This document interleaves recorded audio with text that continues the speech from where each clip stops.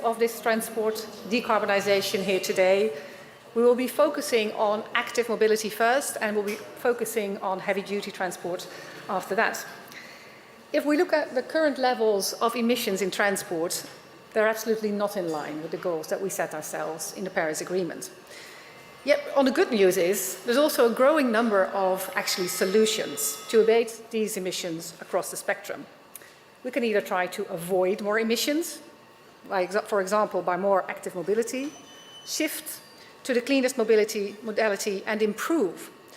So to accelerate decarbonisation in the transport sector, this side event will highlight some of those strategies. We're also going to do a little bit of complicated logistics, so I hope you'll all work with me in the sense that we are going to have keynote speakers. Then we will have a photo moment. Then I will ask a panel to take the seats there, and we will have a panel discussion. Then we will switch to the second session, and we will have keynote speakers and a panel and a fireside chat. And then at the end, we will also have a picture. So please make sure you don't miss the picture moment. When there's a picture, the meeting has happened, right? There's a saying here at COP. So let's make sure that we organize it all. And I thank you very much in advance for bearing with me on the timekeeping. So first of all, I'd like to introduce Mrs. Vivienne Heijnen. She is Minister for the Environment of the Netherlands. She is seeking to improve livability, accessibility and sustainability throughout the country, with recent efforts focusing on charging infrastructure for zero-emission vehicles, cycling infrastructure, circular economy strategies and climate adaptation. Mrs. Heijnen, it's a great pleasure to welcome you to the floor. Thank you.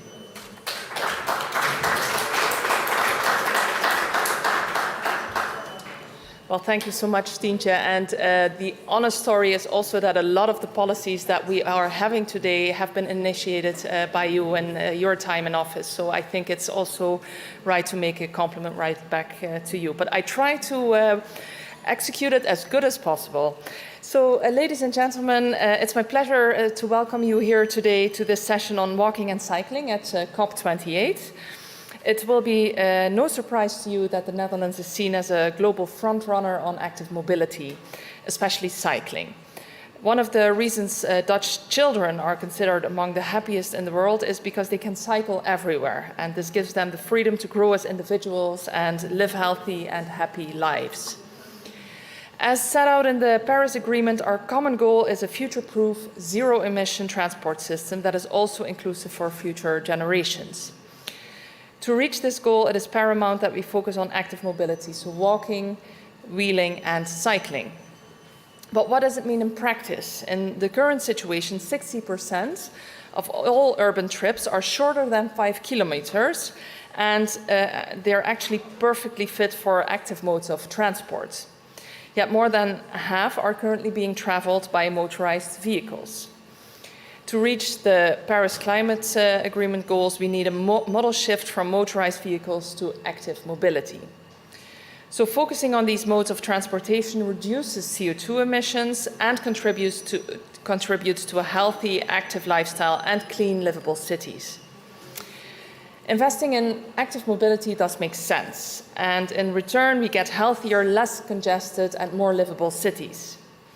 I see that more and more countries and cities around the world recognize the importance of active mobility. However, the increased focus is not sufficiently being translated into policies, and international financing is also not always happening. So it is important that funds are structurally reserved to invest in active mobility around the world.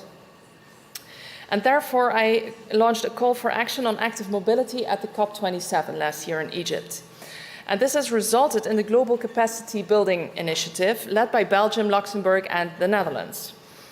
The objectives are to support the training of 10,000 active mobility experts to develop a knowledge base necessary to create policies for active mobility, and to launch a dedicated active mobility fund to increase international investment for active mobility. So we have started with the first 6 trainings already this year, so we're not only talking, but we're also doing. We have programs in India, Vietnam, Ghana, Colombia, Rwanda, and Dubai. And from this experience, we noticed the importance of local experts to connect to the relevant stakeholders and to take the local context into consideration. It's a great start, but much more is needed. So I think it's important that we envision a future where walking and cycling pave the way to healthier and sustainable cities. I think that the Global Capacity Building Initiative has laid a solid foundation, but it's also time to accelerate and become active together. So today marks a special and a very important moment. We're gathered here at COP to celebrate the launch of ACTIVE, the Alliance for Cycling and Walking Towards International Vitality and Empowerment. I think it's good that we made the abbreviation ACTIVE, otherwise it would be a tongue breaker. And it's an honor to be here to talk about it today, especially because I'm surrounded by people who share a common vision. And of a world where active means of getting around, like cycling and walking, are the default in infrastructure planning and policy making. Active mobility is the secret weapon in our quest for a more accessible and a better connected, greener, healthier and more empowered future. So it must become our common mission to make it less secret. Active's other main goal is to establish an active mobility fund, a vital financial resource aimed at supporting innovative projects that promote active mobility.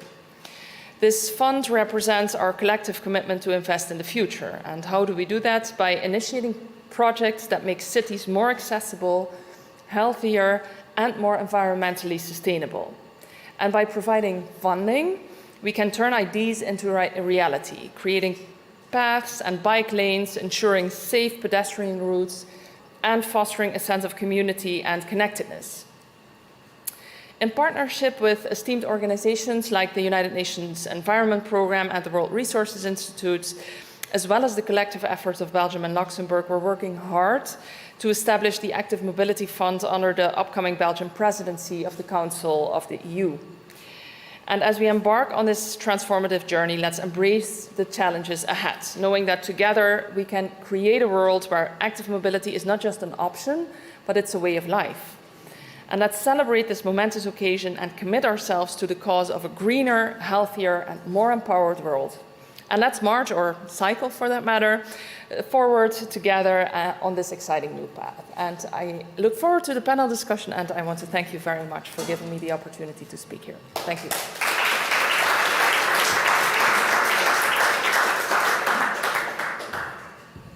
Thank you so much, Vivian, for this. And I can certainly say that we're practicing some active mobility here around the COP site.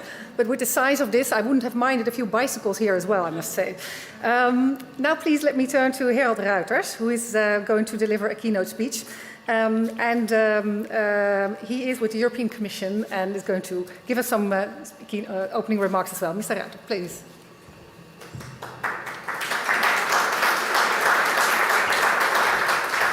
Ladies and gentlemen, Minister, thank you for the invitation to speak here on this COP, on this theme, and happily accepting the challenge that you launch.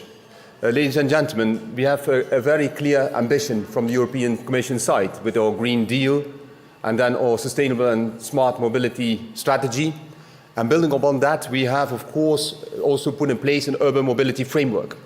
And I will try to explain in my brief intervention here why that is important and how we then thereupon will build this mobility also that shall be active with cycling and walking, without which we will not never or ever get to the achievements that we need to have. 90% decarbonized by 2050 is not going to happen only by decarbonizing each of the individual modes, but we also really need to foster walking and cycling in our society. And so the urban mobility framework is very important to us, and we will try to break through something that has not been able for the past decades. Ever when we talked about urban mobility, we were in the framework of subsidiarity. And every city does as best fit and with best practices. This we hope will be in some way mitigated by the new TEN-T policy, where we will be introducing the 430 cities in Europe that have 100,000 inhabitants or more, which will all be included in there with clear obligations. Sustainable urban mobility plans need to be introduced for these 430 cities by 2025. Indicators need to be put in place to measure the progress. And for each of them, there shall be a passenger hub and a freight hub. by 2030. So these are ambitious goals that for the first time are not just best practice or recommendations, they are legislation. And we hope that upon that framework that we would like to see in place with the last trilogue on the 18th of December, we can really achieve a breakthrough and also be an example to other parts of the world. Because, as you know, more than 70% of the world population lives in cities, and we also really look forward to the IPCC to perhaps do a special report on cities. Because in there, with transport, we also can, of course, find the synergies with energy, with the whole problematic area of water, of heating of cities, by planting more trees instead of having more cars parked, and bringing things together. And that is what we want to achieve through this breakthrough that we are going to have in place in the new TEN-T policy. Based upon that, ladies and gentlemen, of course, we would like to see then active walking and cycling coming into policies, more broadly speaking, with a very clear target that we would like to achieve. And so we have now work ongoing on a cycling declaration, which has been initiated indeed by 6 countries, amongst which the Netherlands, and with the great help of Luxembourg and Belgium in the past, and then others rallying, and now we are 16 member states already that have rallied that declaration. And we hope that in January and February we can have the negotiations between the European Parliament and the member states to get one cycling declaration in Europe. And again, thanks.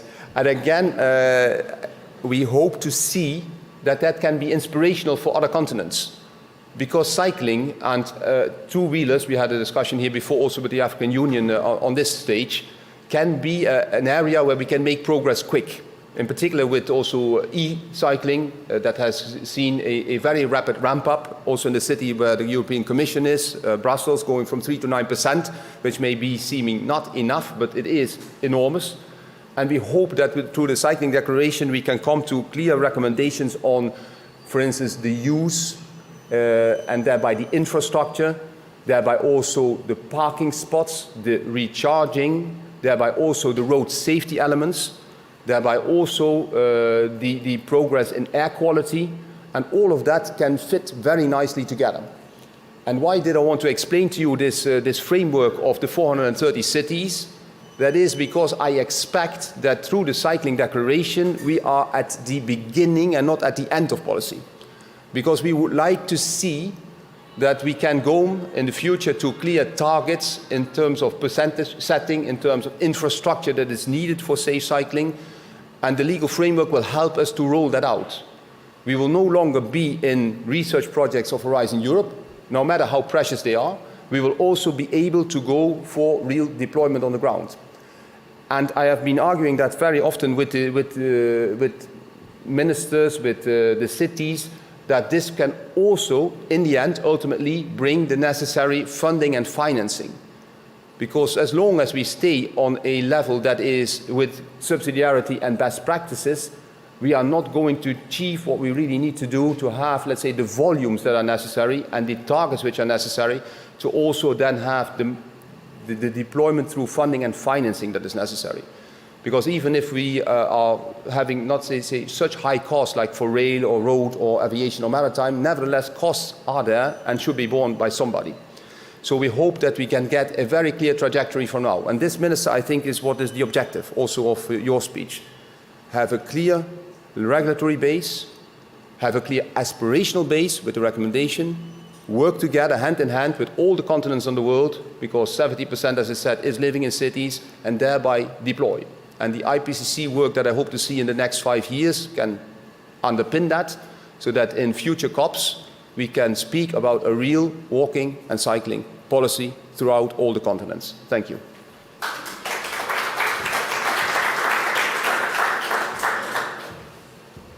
Thank you very much, and don't go into a line because I would love you to stay here because we're going to take a little picture. I'd just like to refer to one comment, and that is the secret weapon that Mrs. Viviane Heijn already mentioned. And I think even besides all of the advantages that you've already mentioned, there's even more. Because I was in a debate on critical raw materials for our transition during COP here. And actually, if you think what would be the best measure, maybe, to leverage some some effect on decreasing that gap that we have between all the critical raw materials that we need for our transition and the ones that we have. In Europe, it may be to ban parking permits. Because if we have fewer cars in Europe, then actually we would also have a decreased demand for these kind of materials. So it's even, I think, a secret weapon in that challenge that we all have. I'd now like to ask all the speakers in this first session to come on the stage. So Mrs. Viviane Heijnen, please come on the stage. Gerald Ruiters, Inger Andersen, Executive Director at the United Nations Environment Programme, Nicolas Pelletier, who is Global Director of Transport at the World Bank, and His Honourable Frederick Obeng Adom, Deputy Minister of Transport of Ghana. Would you please mind to come on the stage so that we can take an official picture? Thank you. Yeah.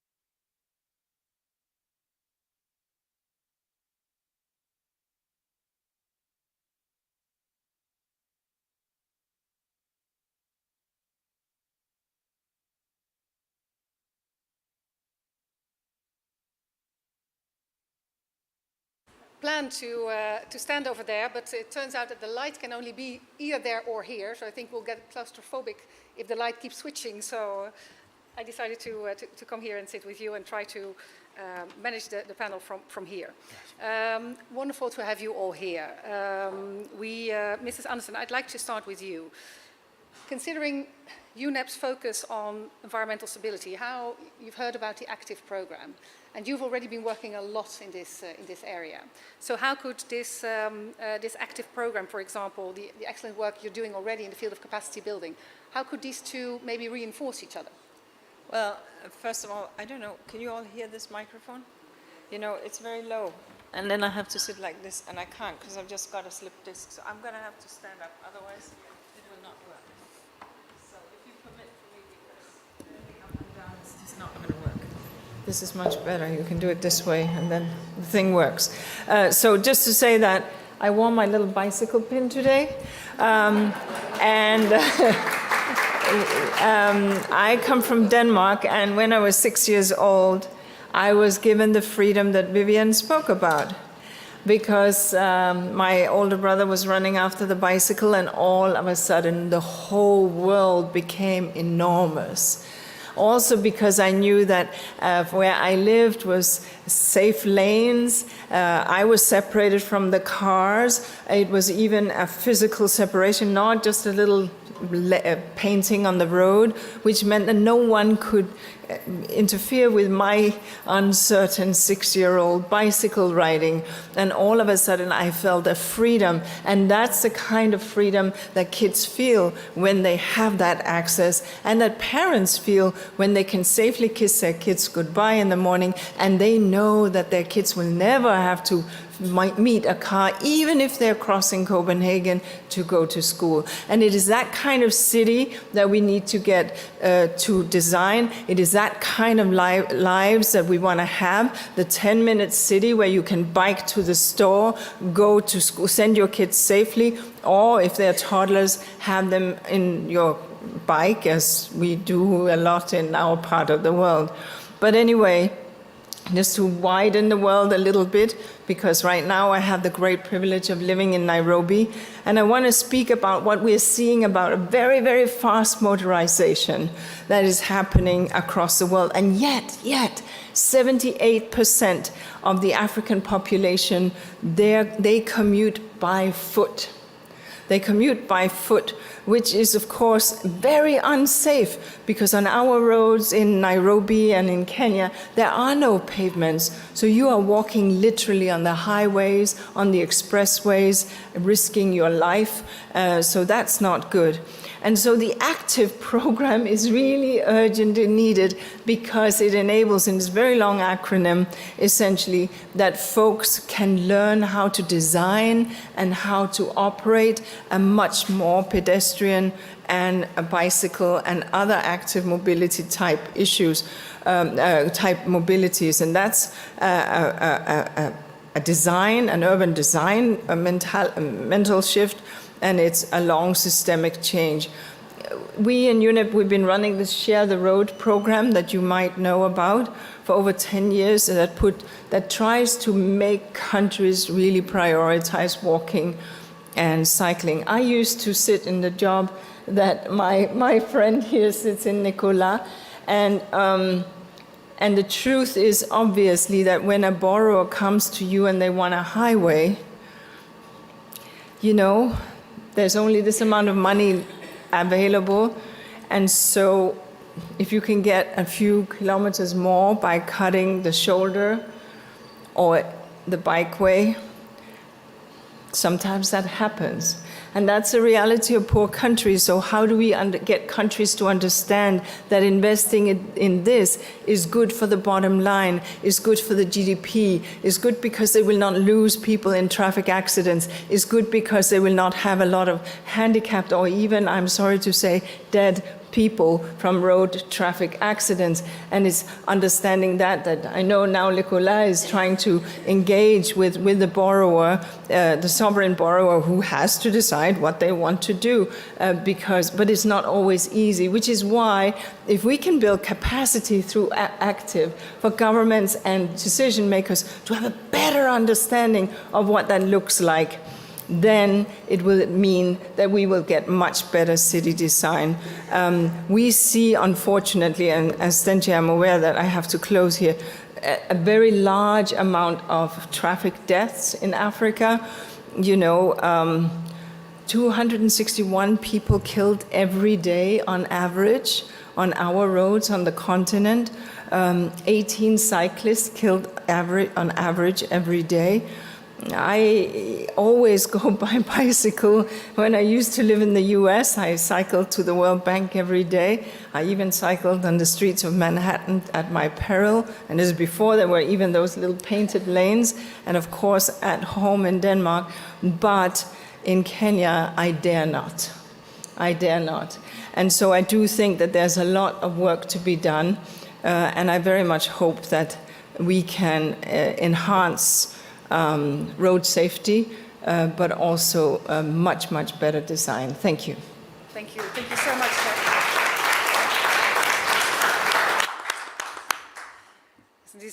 Designing our cities for the freedom of our children is, I think, a beautiful picture that you painted. And thank you for all the immense efforts that you are doing at UNEP also in this field.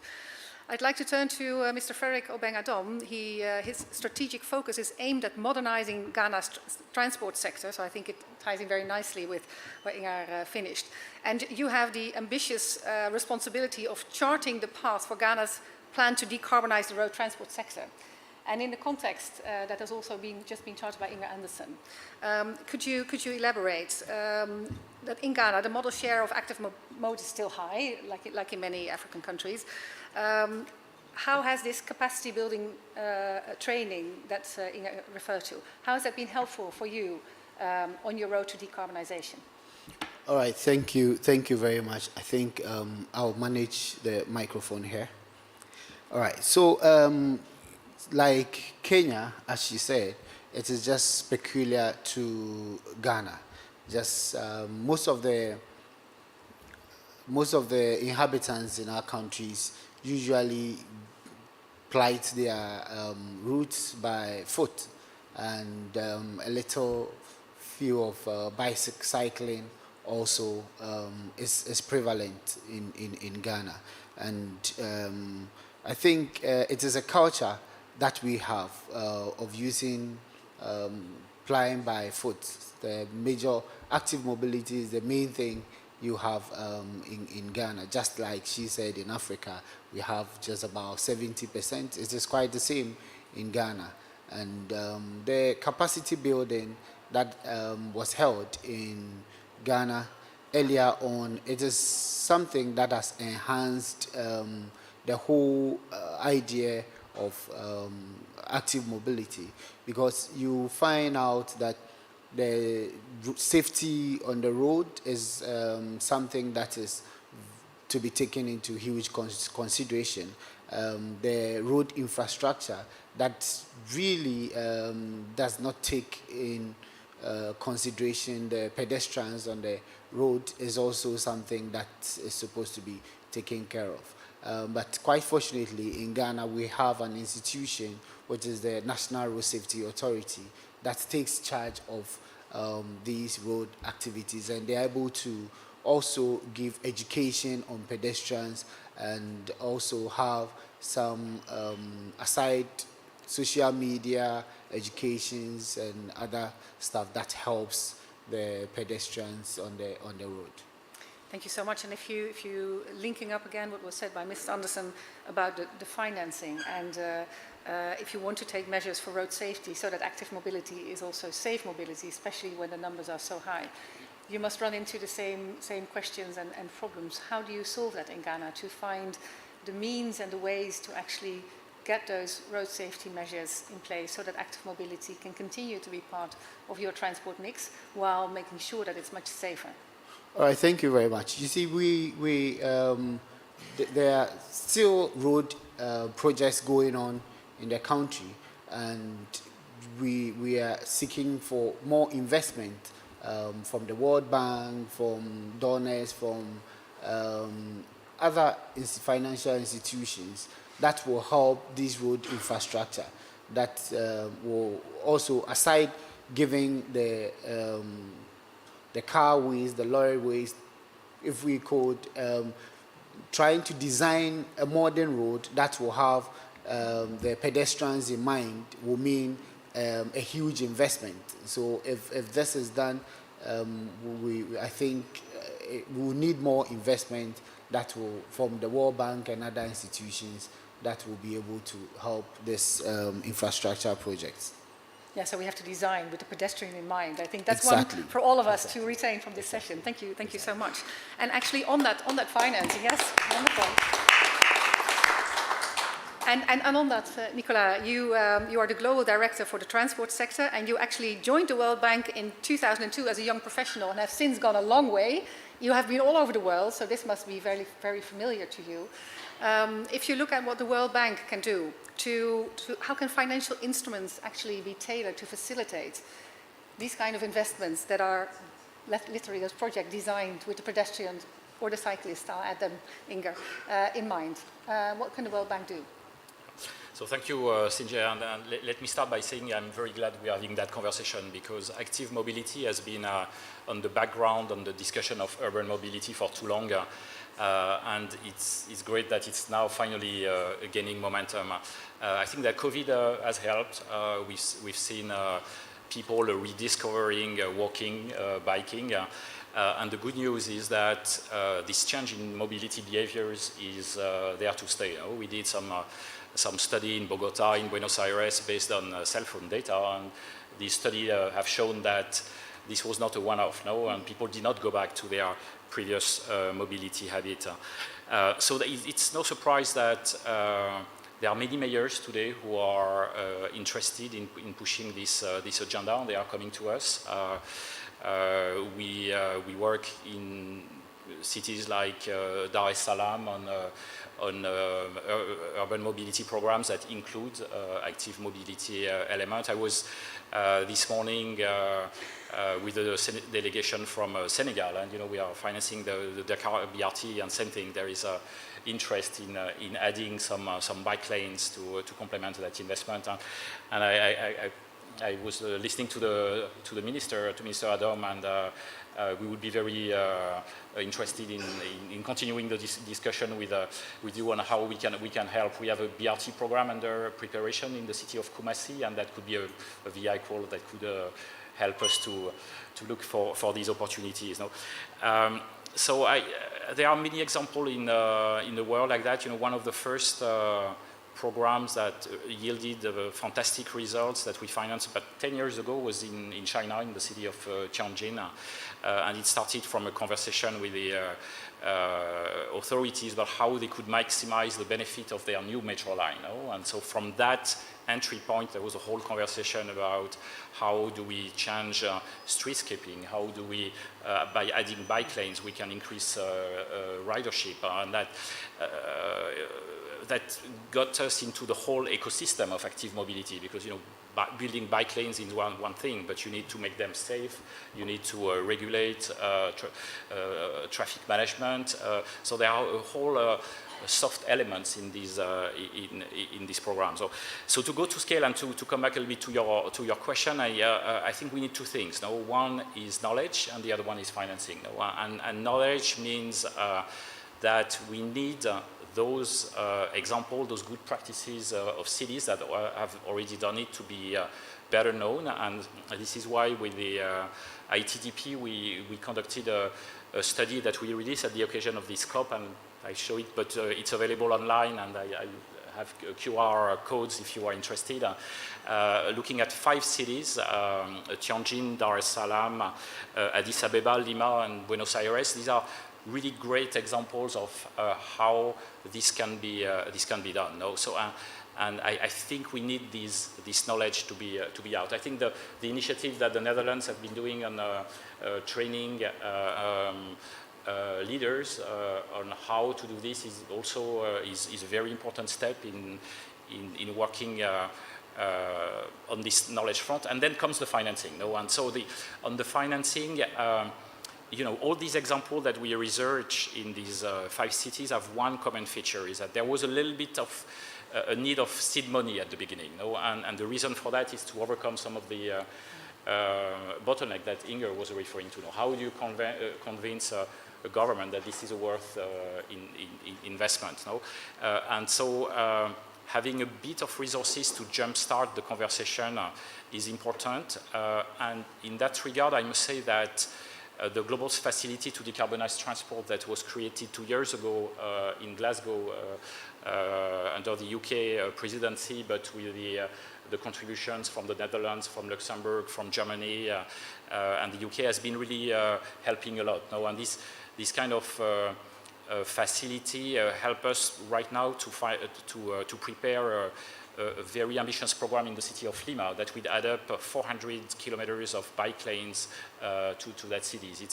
It's really an interesting program because it goes beyond complementing a mass transit investment. It was really building bike lanes, doing traffic management, doing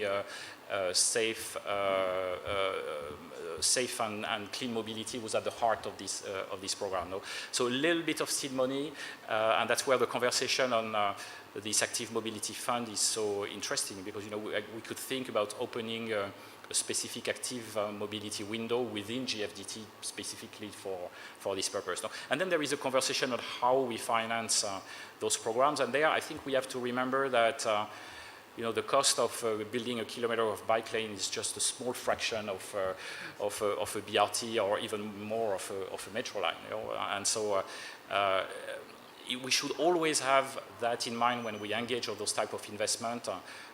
What can we do to promote active mobility? You know? Absolutely, and I think if we look at the, let's say, the relative costs indeed of investing in active mobility versus the benefits that it has, if you look at that ratio of costs and benefits, it even has very unexpected elements and angles to that. Again, we once looked at the how many bikes can you actually fit on the same space on the road as one car, and I think in the Netherlands it was 1 to 26. So if you think about equity, you think about giving more people access to all of those, to all of the services that urban areas need to provide for them, actually making sure that they can go there by foot or by bike also creates more equitable access. Inge, I thought I saw you, before I'm going to wrap up, I thought I saw you moving towards wanting to comment on what was said, so I'd be very happy to give you the floor. First of all, I figured out I could lower the chair, which is why I'm now closer to the microphone. Basic engineering So here. a different angle gives a different perspective, right? Yeah. But so if I'm falling behind the table, that's why. But listen, no, thank you. I mean, I think that what we hear from both from the bank as well as, really, and I do think that we have to celebrate the resources, the sort of sweet money that was created in Glasgow with a number of donors coming in, because that will help lift. And once countries see that it works, that it's worthwhile, that they save on other accounts, whether it's a health account, whether it's a lost work days because of asthma, because of lots of car fumes, etc., whether it's accidents, etc., there are actually savings to be done elsewhere. So those kind of dimensions are not without importance. And as we, at the same time as we make traffic more democratic, because either you have 50 people in a bus or you have 50 cars, you have 50 people on bikes. You can't really go very far in this weather. Let's be honest. So in a climate where it works, or you have 50 cars. The reality is that the democratization is very real.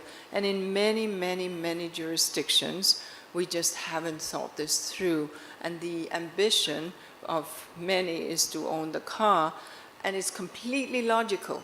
It's completely rational, because there's no public transport or because there's no safe bike lanes. And so you would do the same.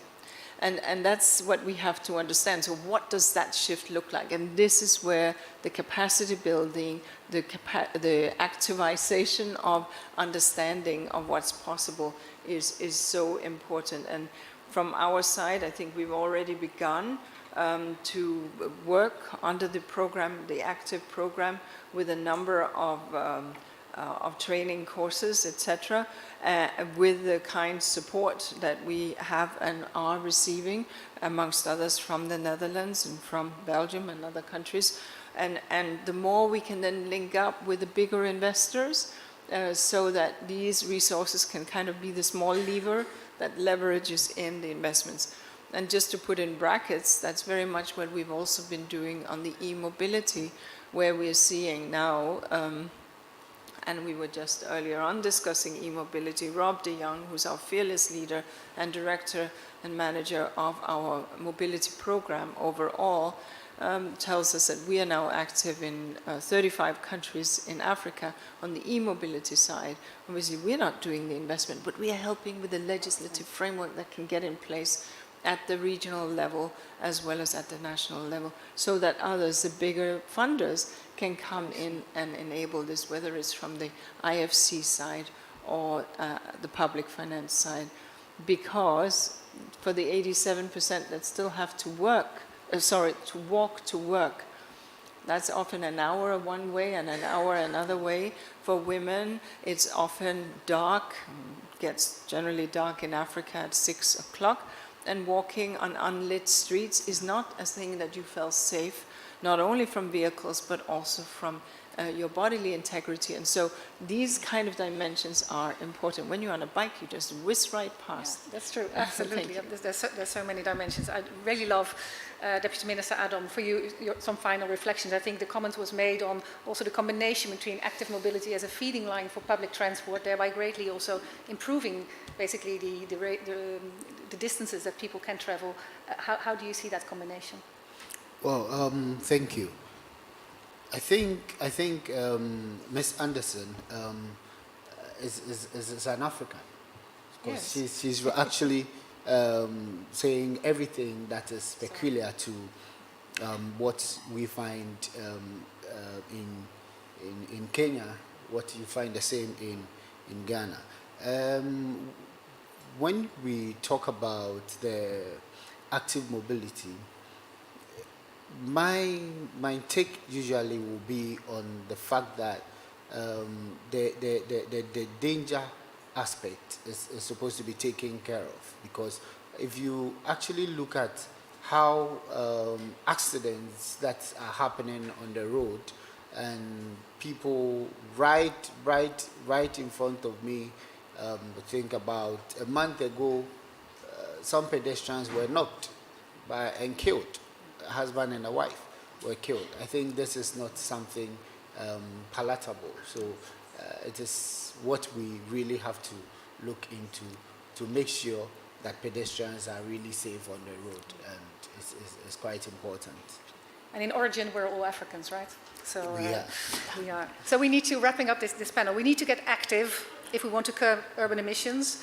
I think we heard that subsidiarity should not be a barrier, right? But that we should work with cities, that we are at the beginning and not at the end of policy, that we need finance. The suggestion was made for the IPCC to do a special report on cities, and let's see if we can perhaps amplify that message also outside of this room. There's every reason to do that, because we need to design cities for the freedom of children, but we need to design with pedestrians in mind. Changing mobility behaviors are here to stay, very hopeful message. Streetscaping and feeding lines for public transport go hand in hand. We need political will, knowledge and capacity, and finance. So I'll just say, let's get together for active mobility. Thank you very much. Good panel.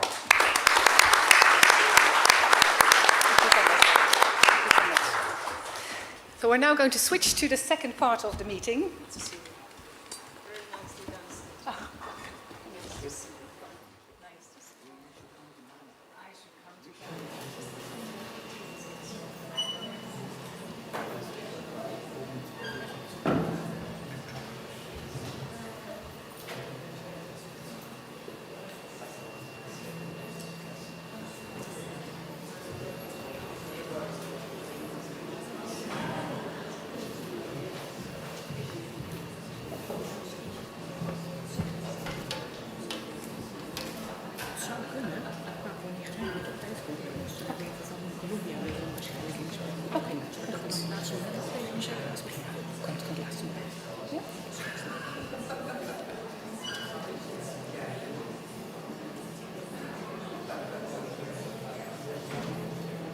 As the last people for the second session come in, we're going to try and make it as interactive as we did with the first session.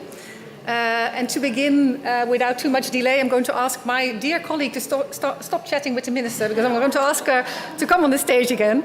Minister Viviane Heijnen, Minister for the Environment of the Netherlands, who is going to give us some opening remarks.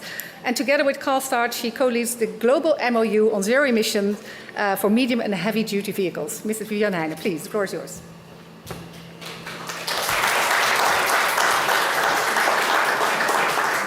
Thank you so much, Tientje. And maybe to come back to the previous panel, because that's the downside when you're not on the panel yourself, then you want to add something. But maybe also what would be a good argument for countries to invest in cycling infrastructure is that it's way cheaper to invest in a kilometer of cycling infrastructure than it is in road infrastructure for normal vehicles. So this is something that we have a lot of knowledge about in the Netherlands as well, so perhaps we can also share that. And I think the cultural aspect should also be taken into account. In the Netherlands, everyone cycles, so it's not a matter of ranks. Everyone does it. But now there's another very important topic. Just a few years ago, emissions from trucks and buses were considered hard to abate. Today, we luckily know better. We're able to reduce these emissions drastically and swiftly. There's a growing number of zero-emission trucks and buses on our roads, and they're here to stay. Zero emission is the future, and the future starts now. Manufacturers have expressed strong ambitions for all new vehicles sold to be zero emission by 2030. We know from many studies that these vehicles are not only available, but that they're also increasingly cost competitive. Price parity with diesel trucks is expected to come here before the end of this decade, so that's quite fast. That doesn't mean that we can sit back and consider our job done. In fact, we need to shift gears and accelerate further. As has been done around the world for solar and wind energy, we need to secure investment to make the transition happen for trucks and to make the prices drop even more. That will require action by governments, investors, by fleet owners and manufacturers, who are all represented here today. We've organized this event and panel discussion together with our valued partners, the Californian NGO Calstart and Smart Freight Center. And we'd like to hear from different critical actors in this sector to see what they can contribute and what is needed in order to solve this complex puzzle. If we want to align transport emissions with the Paris Agreement, we need clear ambitions. And that's why the Netherlands initiated the Global Memorandum of Understanding of zero-emission medium and heavy-duty vehicles together with Calstart at COP26 in Glasgow. Signatory countries and endorsers of the global MOU have expressed their aspiration to have all sales of new trucks and buses be zero emission by 2040. In Glasgow, we started with 15 countries that signed, and today, 2 years later, at COP28, several new countries have signed again. We are proud that 6 new countries are joining. It will be Cape Verde, Colombia, Ghana, Iceland, Israel, and Papua New Guinea. So I'm really proud that the growing number of countries are recognizing the importance of the global MOU. It clearly illustrates that ever-growing momentum for zero-emission freight technology. I thank you all for taking this major step in our mission to create a better, cleaner, and sustainable future, and let's move forward with zero-emission transport. Thank you very much.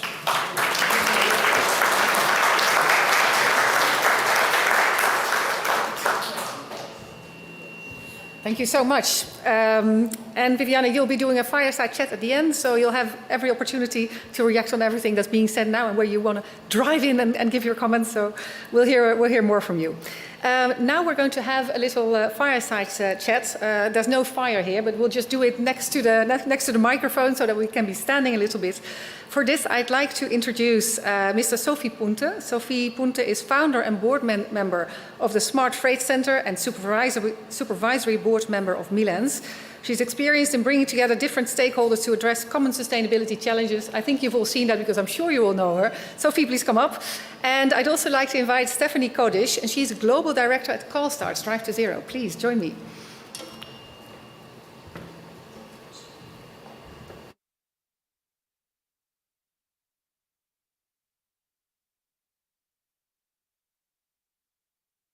Height of your chairs, and that might be the way to get to the microphone.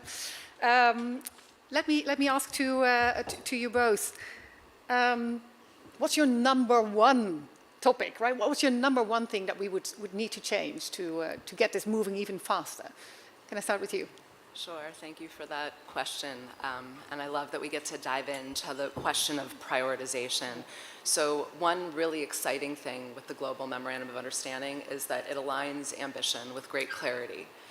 But the most important thing once we're able to align that ambition is to meet that ambition with a clear legal framework that specifies stakeholder actors, regulatory responsibility, and a time frame to align the whole of the ecosystem so that we are all moving towards the same end goal with great clarity.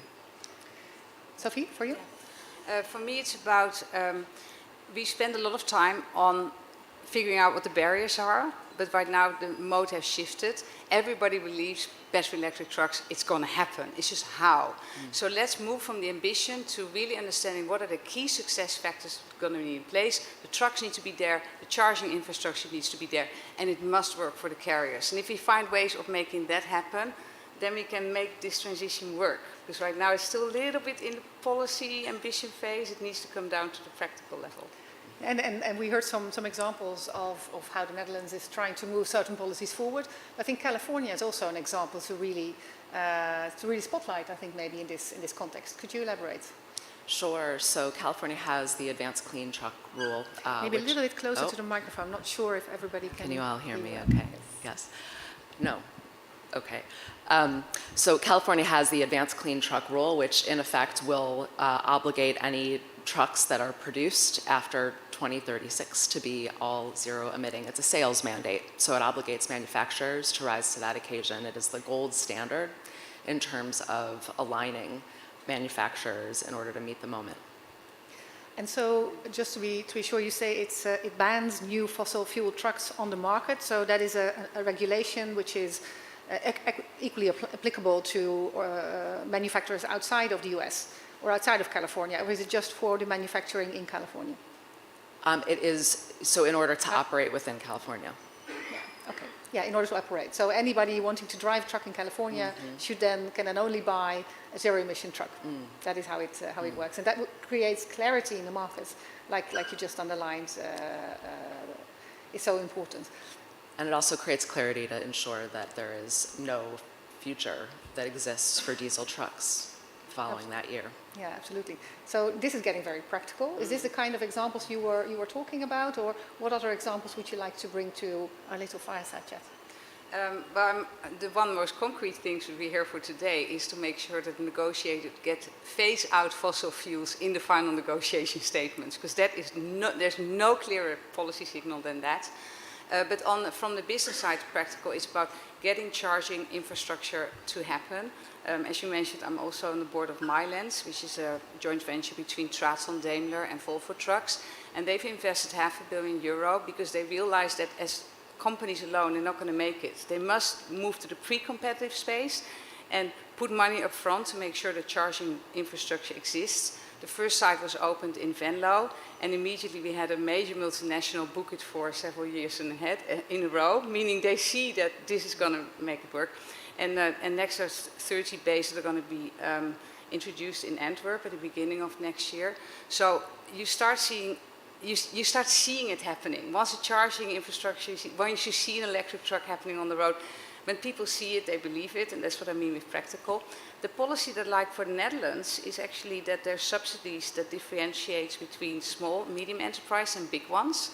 So I believe that the small ones get something like 80% of the price differential covered, and the bigger ones get only 50%. And that's a really concrete way in which governments can help small business in particular overcomes that investment cost. And once that starts happening, the ball starts rolling, the market will look after it. Yeah, that's an amazing example indeed. And when you see it, you believe it, right? Yeah. We can imagine what we can see being a reality. So if you think about that collaboration between the front runners, is that going fast enough? Or is there anything else that needs to happen there? That's a final question to, I think you'd like to respond already. Well, so I think that one magical thing that is happening, and I think that the global MOU community is a wonderful example of this, which is that you develop a trusting community where you can share best practices. But that's not all, right? An important part to evolve and learn from is also to share how you faced challenges, how you grew and evolved from them, and then open to vulnerability in order for others to benefit from those lessons so they don't replicate them. And so I think that, we have this opportunity through deep collaboration to really move in a different direction with those best practices, but also with those lessons learned. Yeah, that's beautiful. So collaboration is important to jointly move forward, but it's also about avoiding the replication of mistakes. And the less mistakes we make, the sooner we can move, right? So absolutely. I want to thank you very much for this fireside chat. Thank you so much. We are going to continue with our panel. Yes, please.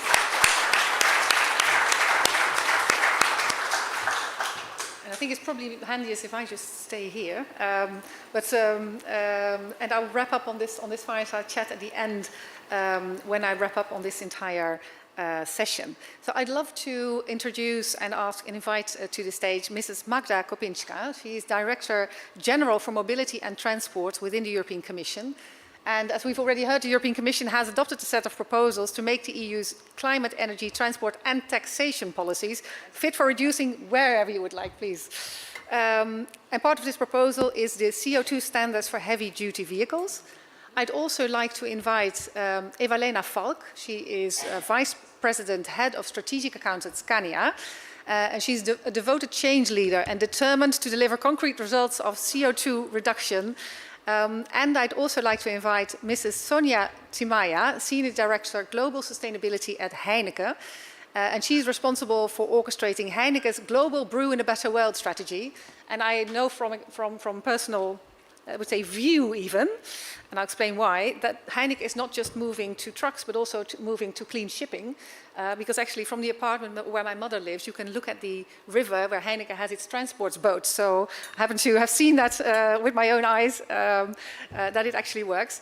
And then we had the Minister of Transport from Papua New Guinea, but wasn't sure if they could be here in time, unfortunately. So one of the new signatories we'd hoped to have on board. So I'm very, very happy to have Colombia joining us here on stage as one of the other prouds. And I must say, isn't it fantastic that we have an all-female transport panel? I think great to the organizers. Woo!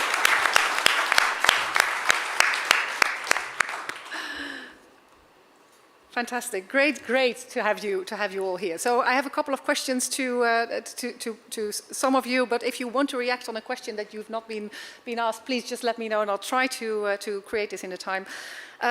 Maybe to Colombia first. Could you say what prompted your country's participation in this global MOU, since you're a new signatory, please? Okay, thank you. In Colombia, we have 18 million vehicles, and they are very old, on average 20 years. So that's why we have to accelerate the energy transition, and that's why we are joined in this initiative. Yeah, so there is a big step that you can take by indeed moving to clean. It makes a big difference right away if you have old vehicles. Of course, the difference is even bigger than. Yes, fantastic. And Mrs. Sonia Tamaya, what led Heineken to joining this global MOU? And like I said, I know it's not just on zero-emission trucks, but also on zero-emission shipping. You're really making it a transport-wide policy, is the impression that I have. Could you elaborate? I'm very happy to. Thank you. Delighted to be here. We found that the MOU really aligns to the targets that we've set as a business to decarbonise. So we've set a target to be net zero across our full value chain by 2040. And also we've got an interim target for scope 1 and 2 to decarbonise by 2030. If we look at our full carbon footprint, logistics is about 9%, and the vast majority is road transport. About 6% of that 9 is road transport. So vehicles and trucks are really important for our decarbonisation journey. What we really like about the MOU is some of what was said before, actually. It provides a platform for collaboration, because we absolutely think this is going to be essential between truck manufacturers, infrastructure providers, charging, drivers as well, who want to use the vehicle. So getting all of those to work end to end, I think it provides a platform for that.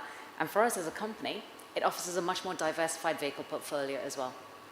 Absolutely, and it's the drivers, don't underestimate the drivers. I actually, I was the first, I think, minister to drive a fully electric car in the government of the Netherlands.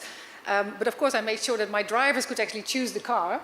And I had one driver who was an experienced driver, had been with the government for a long time. And so I asked him, when he's done a test drive, I asked him, like, so how was it? And he was like, it was fantastic. So then, when you have the drivers on board, that's super important, because they drive these vehicles all day. And so he overcomes this chicken and egg, right? Is actually what you're saying, this collaboration. So Mrs. I hope I'm pronouncing your name. Magda. Well, my name is Stientje. My first name is more of a problem than my last name. But so I sympathize. Why is it so crucial to have these stringent regulations on the CO2 standards? First of all, thank you for having me here, and indeed an all-female panel. Not a frequent thing, and maybe not even at COP28, but let's work together. I would take your question in two parts. One, with an easy answer, why it is important to have stringent CO2 standards for trucks. Obviously, it is important to have stringent standards when it comes to decarbonization, because we do know that we have to move ahead, because transport continues to be a serious contributor when it comes to emissions. And if we, as regulators, and I'm speaking here from a point of view of a European Union regulator, if we don't move ahead with making those standards more stringent, things will stop. But I think the more important part of your question is why it is important to have standards at all. And here I come to a very, very crucial part of, I think, any discussions on the future of decarbonization.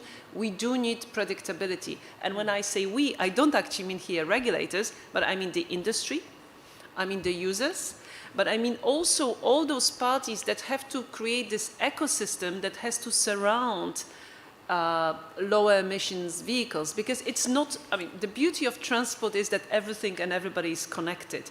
It's not just the vehicle that will do the trick. We need charging infrastructure in place. Building that infrastructure takes time. Those who build and pay for that infrastructure, they need to know what the needs in future will be. They need to know what will be the requirements of those vehicles. We also need infrastructure, not just the charging infrastructure, but every other type of infrastructure that have to be fit for purpose when it comes to those new vehicles. We need to give predictability to companies, which will know what vehicles they will have to buy and what vehicles they will have to invest in. That includes public authorities, because we also have a legislative framework calling for public procurement of zero-emission vehicles in the EU.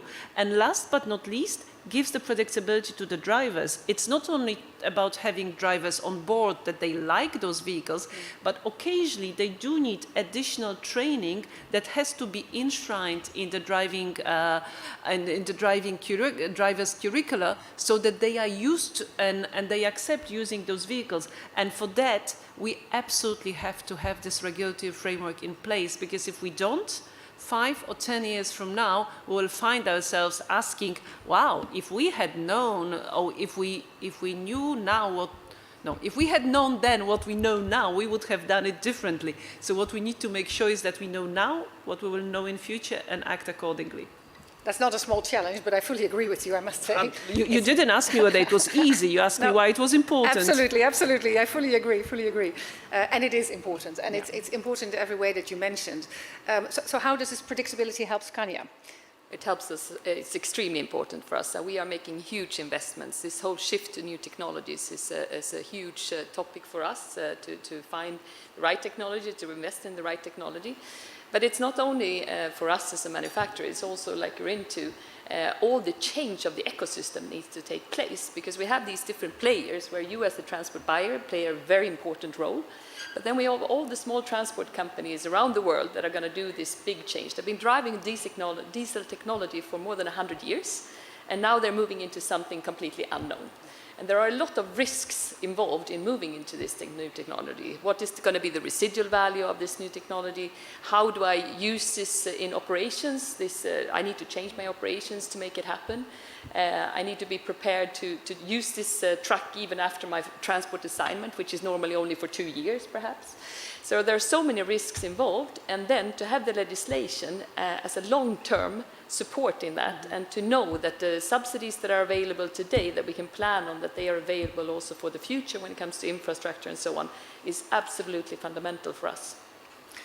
Yeah, and so you're actually saying the financial challenges are way more than actually just the moment when you buy, you have to make your choice of buying the truck. It's the entire, all the costs that are associated with not just the life cycle, but also the risks, right, and what it means to the rest of your organization. So there's a lot more of that. And maybe continuing a little bit on the financial challenges, Sonia, how there are sometimes upfront costs associated with zero-emission trucks, and of course there are always upfront costs, and they are not so small yet at this moment. So how does that play out?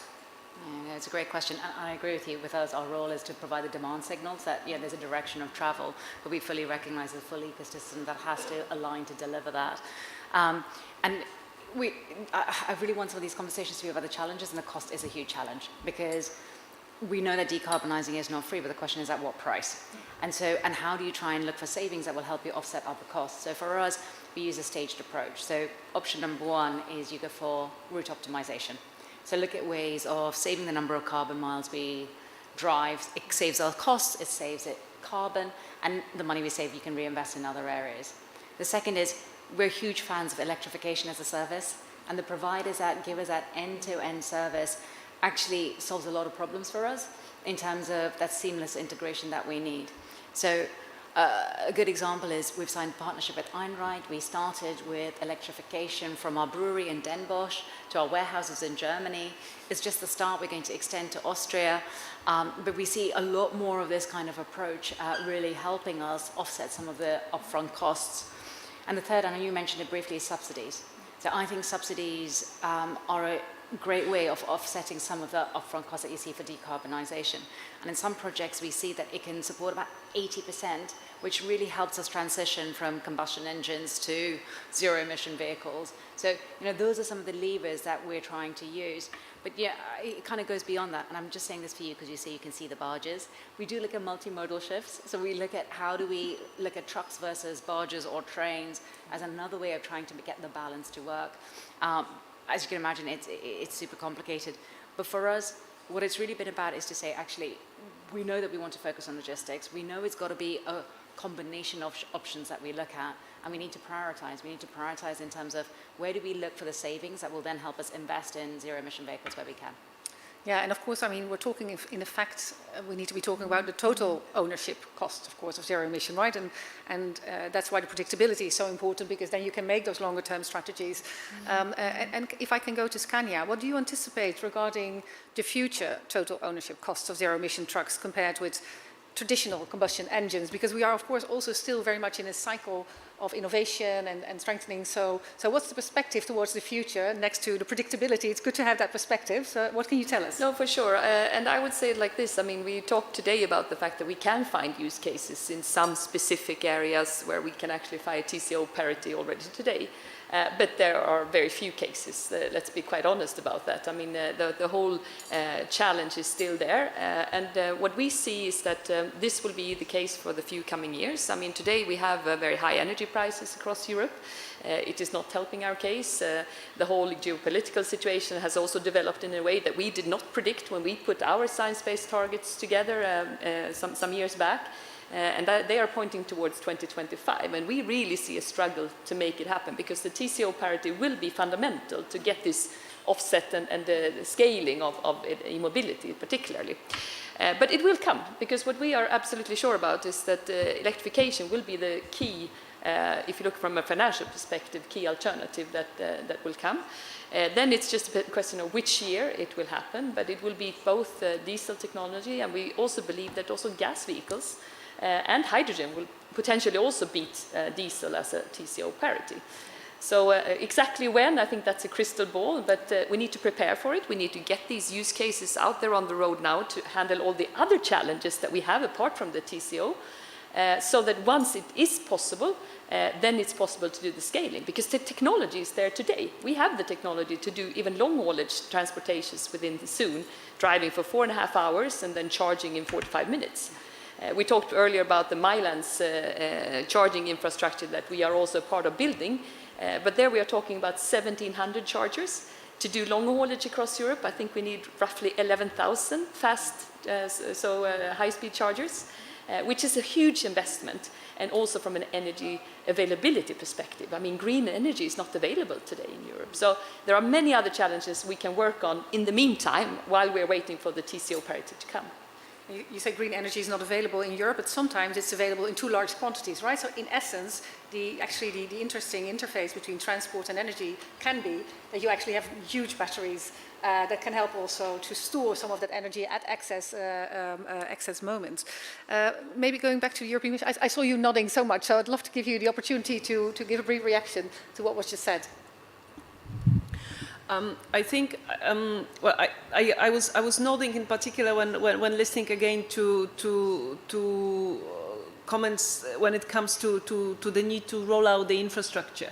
And again, 11,000 of charging points is a lot, but it's definitely not enough. And this part of infrastructure rollout is complicated. It puts a challenge on public authorities. It also puts a challenge on private authorities, which is why we are looking into means of finding ways of fund/finance such rollout of charging infrastructure. But I think what strikes me whenever I listen to such discussions is that we know a lot, we have a lot of answers, but every now and then we are faced with the old question, so what comes first? The chicken and egg. Do we need a policy decision, or do we need a technology? Do we need infrastructure, or do we need vehicles? And I think the difficulty we have in the EU, but anywhere else in the world, is that we don't have the comfort to sit and wait to have all the perfect puzzles in place and then we put this beautiful picture and we go home, it's done. No, we do need to take decisions when it comes to political regulatory requirements.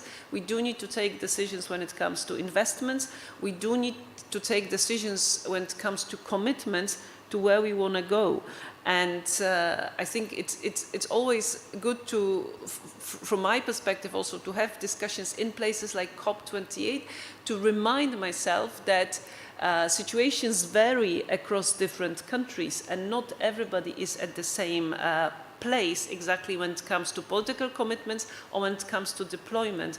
But that is also why I find it important that we, on the EU side, we have this strong commitment and obligation to come up with different international programs, be it on financing and funding side, but be it also on experience sharing, to try to assist and work with countries in other parts of the world outside the EU to speed up deployment of those technologies. Yes, because it needs to become a global transition. So what do you feel are the most important ways in which indeed, and I'd love to go back to Colombia to hear also what your experience is and how you foresee envisioning working with other countries and what is the collaboration that you need. Maybe I'll ask you first, what is it that you would need? What is the kind of collaboration that would be so helpful for you and either with Europe or with other countries around the world? Because this needs to become that global transition. And I'd also love to hear your perspectives again, Magda. So please. Oh, thank you. Sorry, I don't be prepared to this panel, so I prefer speaking Spanish. And Sita, can you help me, please? We will make sure that we get it translated. Yes, thank you. Wonderful, please. Gracias. Bueno, para nosotros es importante conocer las experiencias internacionales porque estamos empezando esta transición. Tenemos unas condiciones geográficas especiales que pues no hacen fácil digamos que la circulación de algún tipo de vehículo, y es por esta razón que vemos una oportunidad de trabajar pues con otros países muy de la mano en lograr iniciar esta transición. También Voy a traducir algo. I was just going to say, maybe this is a nice point to stop. It's really important to learn from others what's happening in other countries, because Colombia's geography is very specific. There's a lot of mountains, so it's important for them to hear from other countries how the technology has worked there, but also really learning from the community what's happening there. Thank you. Y también es importante para nosotros conocer cómo lo han hecho otros países y cómo podemos acelerar la transición. De pronto, digamos, en nuestro país se ve como algo a mediano plazo, de pronto a largo plazo, pero con nuestras cifras de emisiones es algo que tenemos que acelerar, y por eso estamos participando en todas estas iniciativas que nos permitan dar este paso hacia la transición energética justa. So it's really important to inform the fleets and the small, medium enterprises that this technology actually exists, because there's still a large disbelief that this technology is real. In Colombia, many view this as something for the far future or the intermediate future, and not supposedly something that's happening now. So really collaborating with other countries to also make sure it becomes a reality now is one of the reasons why they've chosen to participate in these alliances. When we see it, we can believe it, right? So a beautiful point. You would like to react, and then I'll go to the European Commission. I think that's a very important... Closer to the mic. Okay, thank you. No, I think you have a very important point there. I think we have a lot of learnings that we have created, actually not only from the battery electric journey, but even starting from the gas vehicle journey in Europe that we can now deploy around the world. And I think one important player is the transport buyers, again, because especially you with a global template have a chance to learn and to bring the experiences from your operations, which is often very similar, than in Europe or somewhere else, to bring them into Colombia. So we actually have now the first battery electric vehicle on its way to Colombia to be deployed later on this year with one of the big transport buyers. And I think this is exactly the kind of direction we need to go in. But to complement that in the short term, we also need to work with other technologies, because we know that in Latin America it will take time before we have green electricity available around the whole continent. So I think it's so important that that should be a good understanding into the future, but then we complement also with gas vehicles or biogas vehicles to really go and get some CO2 reduction here and now as well, also in Latin America. Thank you so much. I wanted to say something else, but I will start by this, by comment on green electricity, for example, in South America. I think one thing that we are seeing that probably 5 or 10 years ago we wouldn't necessarily bet on is that countries are embarking on a complete revolution when it comes to the energy production that they hadn't planned for 10 years ago. And we have countries in South America who are saying we're going to be the hubs of alternative fuels, we're going to be the hubs of renewable energy, we want to start exporting green hydrogen, green or zero emission fuels. Again, it will take time, but there's clearly a change in thinking.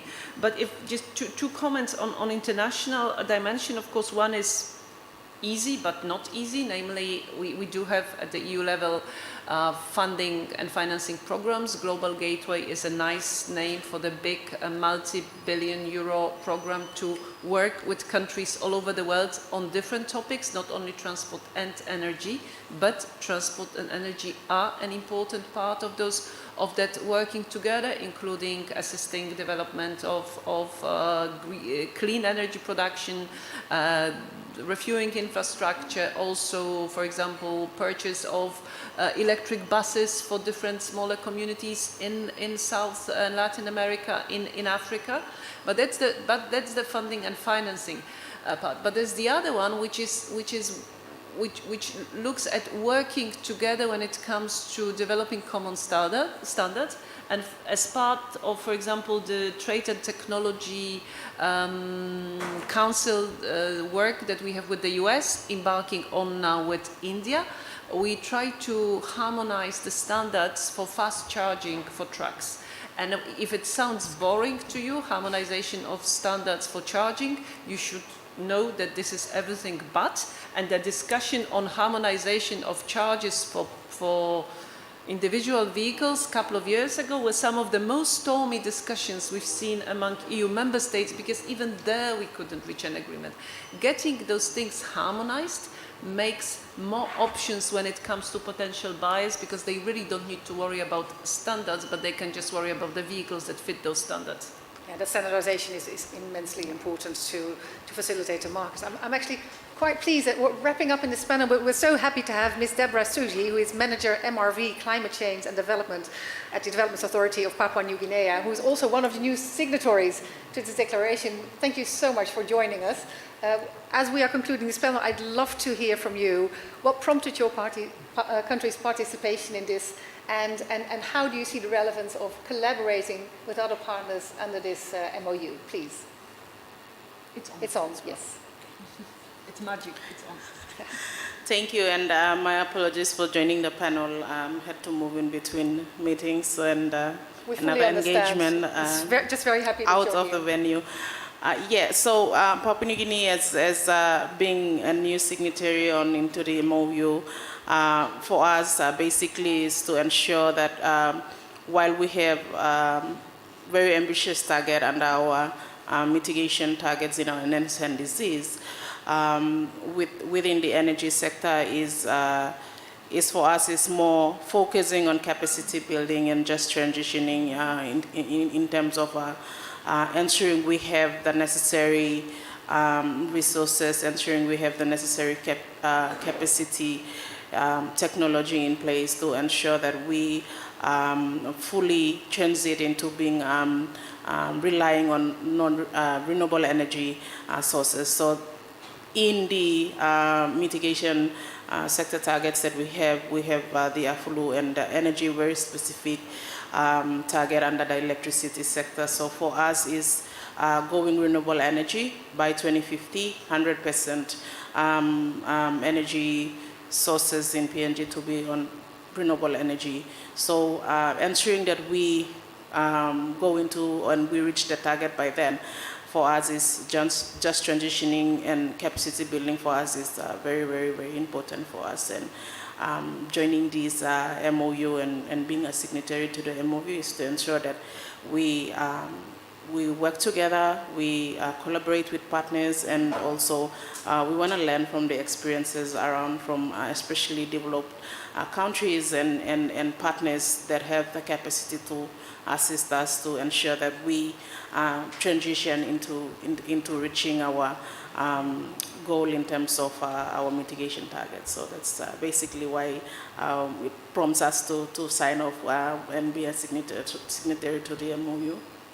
Collaboration is key, right, in all of our progress. And I think that's what we also established in terms of bringing all the different parts together that we need to bring together, but also to learn from each other's mistakes so as not to repeat them, and to spread best practices that we have, because seeing is believing, right, as I think we said. We're coming to the end of this panel. I'd like to have a warm round of applause for all the panelists.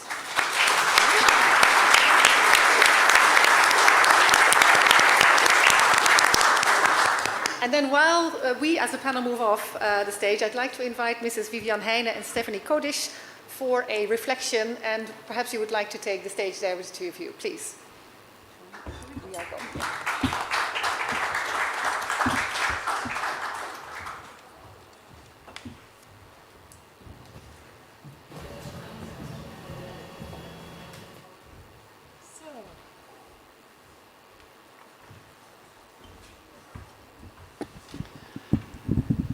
Well, that was a very interesting panel, and it even got better. We already had an entire row of women, and then another woman joined, so that was great to see.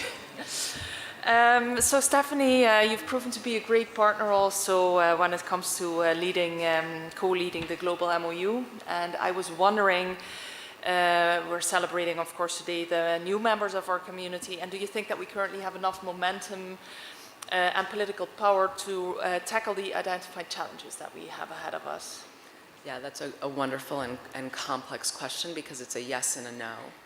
It's a yes, we have the political power, and now we need to use the political power to not only generate momentum and attract more entities that are part of it, but to also step into this role that this community has as champions, to model, to learn from each other, and to take on these best practices forward.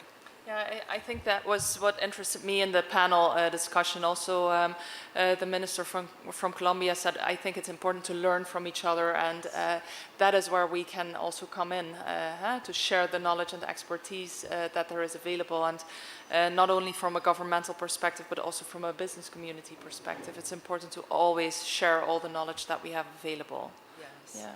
And it would be great to hear from you from a governmental perspective to speak to the new EU regulations and the CO2 standards and your view on them from the government side. Yes, as is more often the case, the Netherlands was a bit more ambitious than the standards that we are going to reach on the one hand, but on the other hand, we're very happy that we have these standards, because it will offer an opportunity to accelerate the market again. And even though we would like to have seen it a little bit more ambitious, but it means that there's still room for improvement, and that's always a good thing. Yeah. So no, but I think that all in all, if I listen to the panel, it was very interesting to also hear that what we're doing here, and also signing this MOU, we're at the point of getting there. So we're not only talking about how we want to do it, but we're actually going to do it. And also the in-between standard of 30% down in 2030 already, it will help in creating the goals in 2040, hopefully. Yeah, I think one of the things that I found so striking is that there is this great alignment, that there's a recognition that zero emission is the future. It's not really a matter of whether, it is just a matter of how quickly and how wisely will we move. You know, I also heard a lot of the recognition around finance and the need for significant increases in investment, especially to support infrastructure. And I loved one other thing that I have to lift up, which is that we don't have the luxury to have this debate over whether this is a chicken or egg conversation. It's all things in tandem as quickly as we can move. Yes. And I think also the point of clarity and the vision where we're heading towards, that's very important also for companies to know what is expected of them. And as being a front runner in the Netherlands, it is important to already have things that we arrange on a European scale, but additionally we are trying with this global MOU to do it on a global scale, which is even better, I think. Also for the producers who also really have to step up their game to produce enough cars and vehicles to reach our goals. Yes. So I'm quite positive after this panel discussion. It's quite inspiring. I'm also feeling quite positive that the more women have the microphone, the more we are to accelerate this transition. And I also want to, right? I also feel like we have to lift up just how critical the role of emerging economies at the table in the conversation, and to recognize and embrace the distinctions along this journey in order to really ensure there's an equitable and just transition. Yes, it's so true, and I'm really proud to see that a lot of emerging economies are also signing the MOU, so that's really great. Yes. Great. And I see Stientje from the corner of my eye, so I think that means we have to wrap up. All right. Well, thank you so much, and I must say that while you were speaking, I think this is all, a lot of peas came to mind, in the sense that to end like the chicken and egg problem, we have to set clear priorities, like aligned policies to overcome the chicken and egg problem. We need the predictability and the perspective and procurement, because disbelief is if it's real, we need to make sure that what we see is what we believe. Partnership is another one. And then also, I think, local application. And for all of that, I think, thank you so much for all of your comments and reflections. And I'd like to invite the entire panel to come here, I would say, behind the microphone, so we could take a good picture with all of us. It was a bit cramped here in the corner, so let's try and see if we can get a good picture here behind the seats. And thank you for your reflections.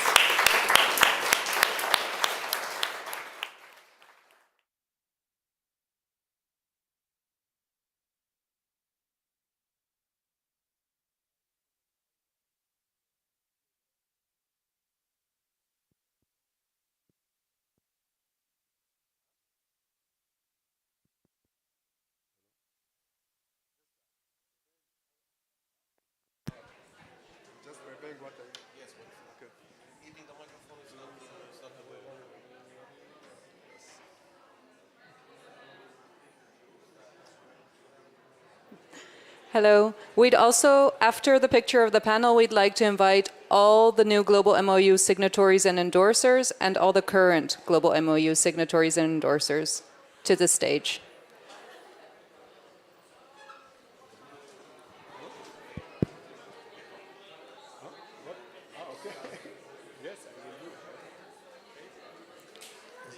Sorry for interruption, but we need to clean the room now. We have the next event.